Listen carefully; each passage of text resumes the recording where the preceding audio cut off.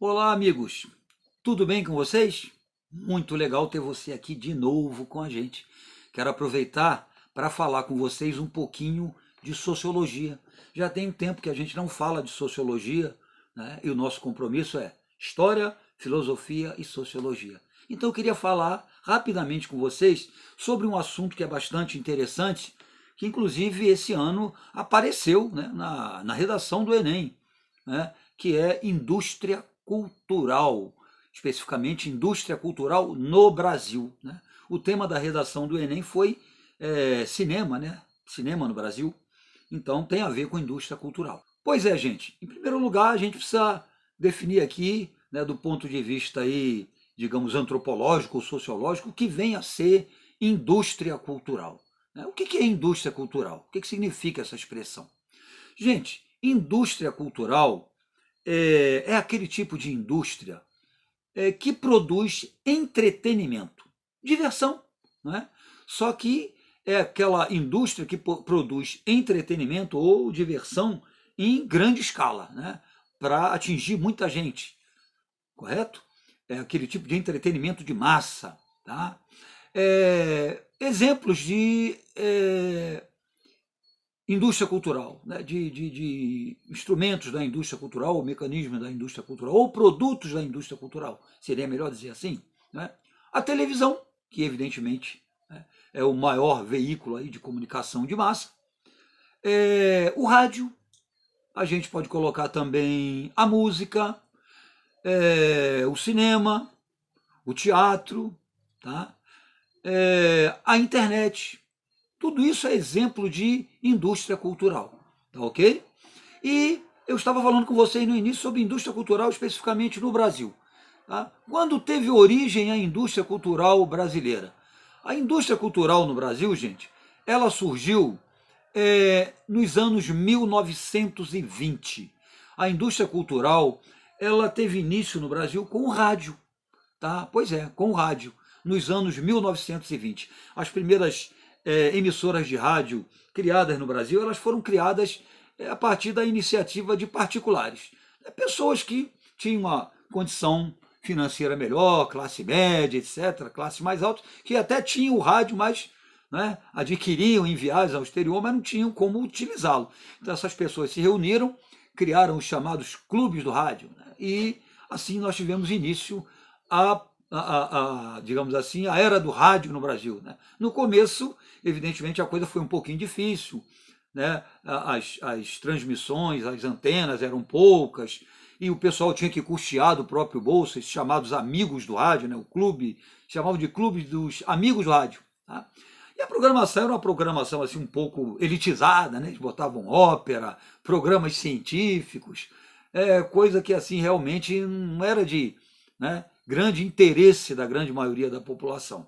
Tá? Apesar de que, conforme eu disse, né, possuir rádio no Brasil era uma coisa para poucos ainda nessa época. Mas aí vieram os anos 1930 e o rádio deu um grande salto. Né?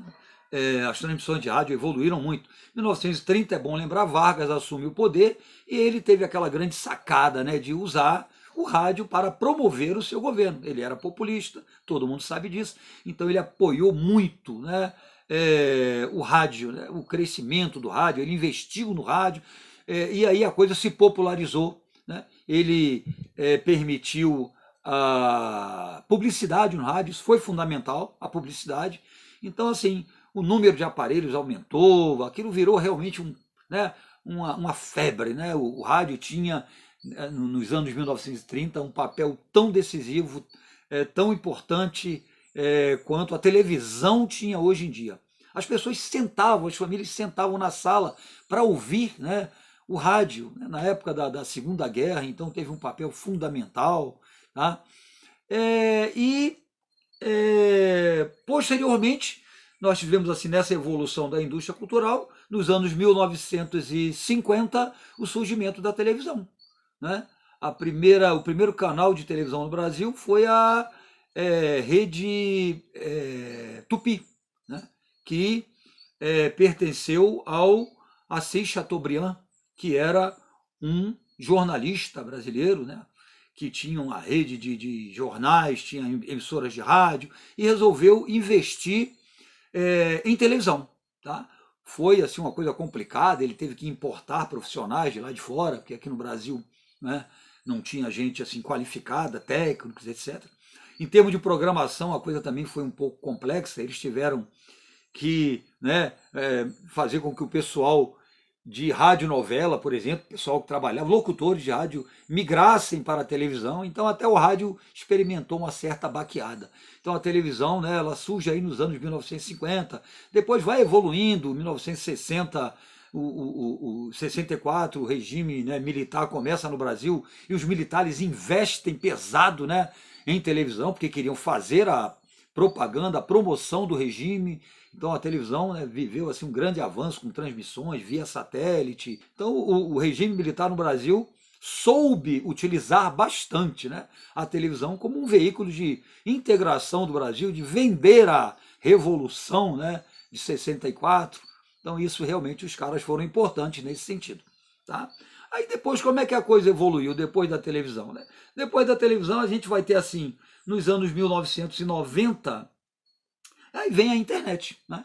Que assim, digamos, o veículo mais, um dos veículos mais poderosos, se não o mais poderoso, né, na atualidade, assim, em termos de indústria cultural. A internet ela veio para o Brasil em 1990, tá? E foi aí evoluindo, chegando até os dias de hoje, né? A gente vê aí que realmente a internet tem um grande poder como veículo, né, de influenciar, né, tendências, comportamentos, moda, forma de pensamento, ideologias, né, eleições. A gente sabe o papel que, né, ela tem. Né? Muita gente não sabe, mas surgiu aqui no Brasil nos anos 1990.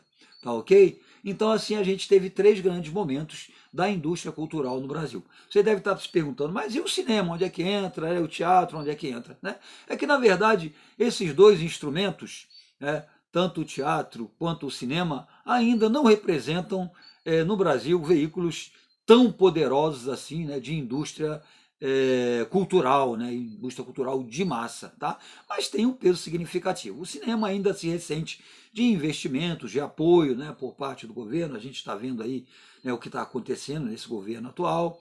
E o teatro, né, ainda infelizmente é alguma coisa que não é popular no Brasil. O brasileiro não tem o hábito, né, de frequentar o teatro, eu digo brasileiro, né, de um modo geral. É claro que existe um público para teatro, tá? Enfim, né, os 3 grandes veículos da nossa indústria cultural foram, né, na sequência, o rádio, a televisão e, posteriormente, a internet, nos anos 1990 ou depois dos anos 1990. Tá bom, gente? Beijão para vocês e até a próxima.